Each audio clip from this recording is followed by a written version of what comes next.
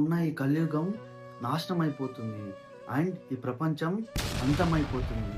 దేవతల ప్రకారంగా కలియుగం 10,000 సంవత్సరాలు పూర్తవుతున్న సమయంలో ఈ భూమి మీద యంగేజ్ పీపుల్ అనే వాళ్ళే కనబడరంట. 20 ఇయర్స్కే ముసలి వాళ్ళు అవ్వడం స్టార్ట్ అవుతుంది. పురాణాల ప్రకారంగా గంగా నది వైకుంఠానికి వెళ్ళిపోతుంది.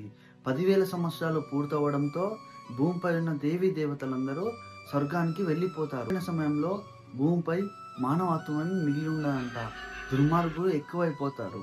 అదే సమయంలో విష్ణువు యొక్క 10వ అవతారం కల్కి జన్మిస్తాడు. జన్మించిన 3 days లోనే భూమిపై ఉన్న దుర్మార్గుల్ని చంపేస్తాడు.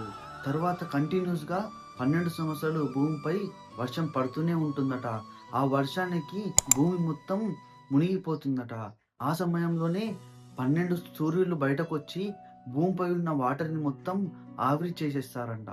ఆ సమయంలోనే కొత్త భూమి, కొత్త యుగం స్టార్ట్ అవుతుందట. ఆ యుగమే సత్యయుగం.